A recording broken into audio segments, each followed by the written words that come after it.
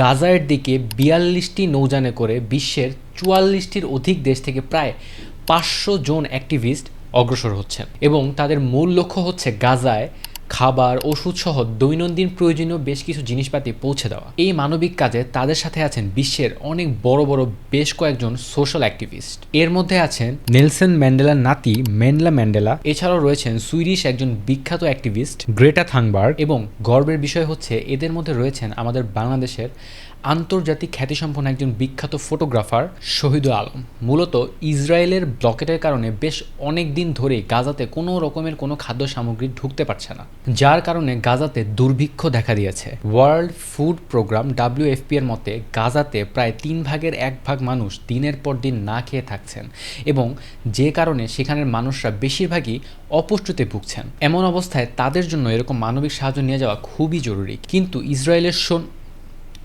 সেনারা এসব জাহাজকে ঢুকতে দিচ্ছে না। ইভেন আন্তর্জাতিক সমুদ্র সীমা থেকে এসব জাহাজ এবং অ্যাক্টিভিস্টদেরকে তারা আটক করে নিয়ে যাচ্ছেন। বর্তমানে আন্তর্জাতিক সীমারেখা থেকে এইভাবে ধরে নিয়ে যাওয়াটাকে অনেকেই টেরোরিজমের সাথে তুলনা করছেন। আমার কাছে মনে হয় এটা শুধু যারা গাজাতে ত্রাণ নিয়ে যাচ্ছেন তাদের জন্যই নয়, বরং যে সমস্ত দেশ থেকে তারা যাচ্ছেন সেই সমস্ত দেশের সকল নাগরিকদের সার্বভৌমত্বের লঙ্ঘন।